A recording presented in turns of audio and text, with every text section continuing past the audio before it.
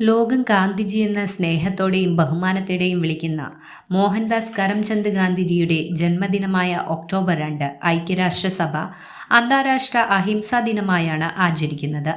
സേവന പ്രവർത്തനങ്ങളും പ്രാർത്ഥനകളുമായി രാജ്യത്തിന്റെ വിവിധ ഭാഗങ്ങളിൽ ഗാന്ധി ജയന്തി ആചരിക്കുന്നു. 1869 ഒക്ടോബർ 2 ഗുജറാത്തിലെ പോർബന്തറിലാണ് ഗാന്ധിജി ജനിച്ചത്. പിതാവ് കരംചന്ദ് ഗാന്ധി, മാതാവ് പുത്ലിബായ്. 1883 കസ്തൂർബയെ വിവാഹവും ചെയ്തു. പൊതുസ്ഥലങ്ങൾ ശുചീകരിച്ചുള്ള സേവനവാരത്തിന് തുടക്കമാകുന്നതും ഗാന്ധി ജയന്തി ദിനം മുതലാണ്. ബ്രിട്ടീഷ് ഭരണത്തിൽ നിന്ന് സ്വാതന്ത്ര്യം തേടിയുള്ള പോരാട്ടത്തിന് നേതൃത്വം നൽകിയ ഗാന്ധിജിയും അനുയായികളും വഹിച്ച ത്യാഗങ്ങൾ അടയാളപ്പെടുത്തും വിധമാണ് ഗാന്ധി ജയന്തി ദിനം ആചരിക്കുന്നത്. ദക്ഷിണാഫ്രിക്കയിൽ അഭിഭാഷകനായി സേവനം അനുഷ്ഠിക്കുമ്പോഴാണ് സത്യാഗ്രഹം എന്ന സമരമാർഗം ഗാന്ധിജി മുന്നോട്ട് വയ്ക്കുന്നത്. ദക്ഷിണാഫ്രിക്കയെ ഗാന്ധിജിയുടെ രാഷ്ട്രീയ പരീക്ഷണശാല എന്ന് വിശേഷിപ്പിക്കുന്നത് ഇതിനാലാണ്.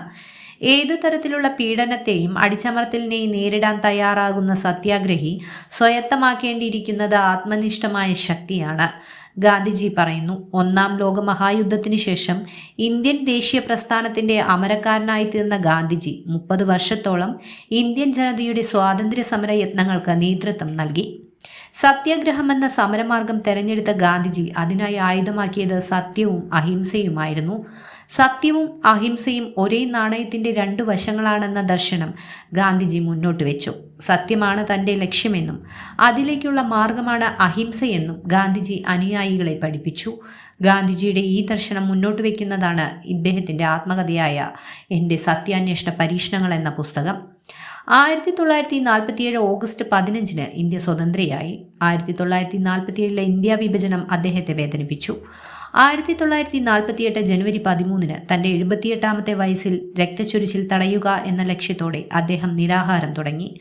5 ദിവസത്തിന് ശേഷം എതിർ നേതാക്കൾ പോരാട്ടം അവസാനിപ്പിക്കാൻ പ്രതിജ്ഞ എടുക്കുകയും ഗാന്ധി ഉപവാസം അവസാനിപ്പിക്കുകയും ചെയ്തു. 12 ദിവസങ്ങൾക്ക് ശേഷം എല്ലാ മതങ്ങളോടും സഹിഷ്ണുത കാണിക്കുന്ന തൻ്റെ പരിപാടിയെ എതിർത്ത നാഥുറാം ഗോഡ്സെ എന്ന ഹിന്ദു മതഭ്രാന്തൻ അദ്ദേഹത്തെ വെടിവെച്ചു കൊന്നു.